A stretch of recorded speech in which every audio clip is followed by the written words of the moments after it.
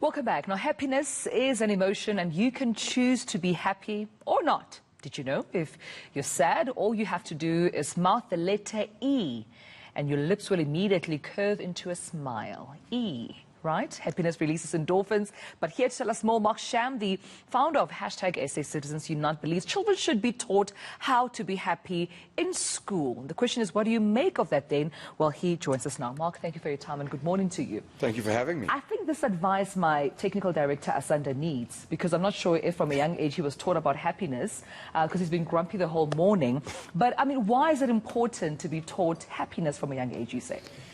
I think it's sorely missing, isn't it? You kind of go to school and you learn lots of things like math, English, science, literacy, but no one teaches you how to be happy. Yeah. And actually, if you look at the data, the world is telling you that people are grossly unhappy. Something really caught me a few months ago, which is what made me do this. A stat in the US, average life expectancy has been down 3 years in a row in the US, largely because of the new overtakings of drug and opioid abuse and suicide.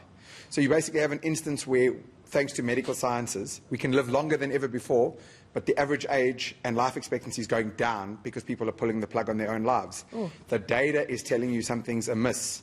Yet we live in the most advanced society in the world, poverty's down, etc., etc., etc. Right. So are you saying that we are an unhappy society? This is contrary to what we see on social media. It seems everybody's always happy all the time, living their best life, right? Yes. According to what they curate. But you're saying we might be an unhappy society. There's no question. The data is telling us that we're an unhappy society.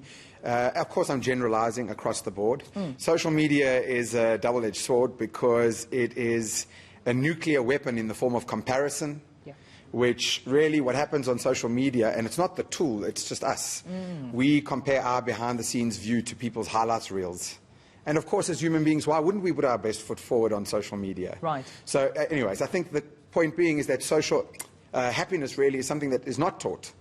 You can go for almost any form of training in the world. You can go for photography courses, cooking classes, but how many people have gone for happiness training? I think it's just missing, and I thought this is something that I really wanted to help with. So I'm curious about this letter E. I mean, how does it play a role in making you happy? I just read my intro there that you say it just automatically curves your lips. No, look, let me level with you.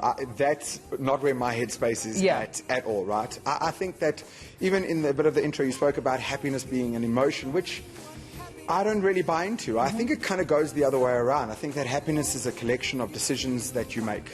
And so this is really what I've been trying to study for the last few years. And the reality is that thanks to the internet, you really can actually study happiness. Yeah. There are, even though happiness is quite subjective, there are some clear common practices that people can introduce into their lives that make them much happier versions of themselves.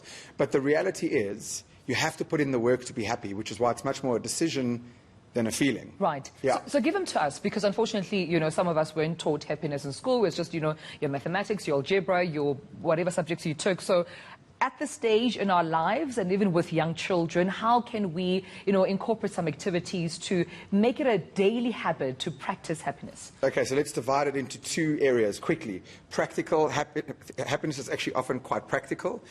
We are physiological creatures. Things like your sleep, your training, diet, etc. Right? Are you constantly learning? Because learning is a drug, much like progress. There's something about progressing forward as a human being that's highly addictive. Yeah.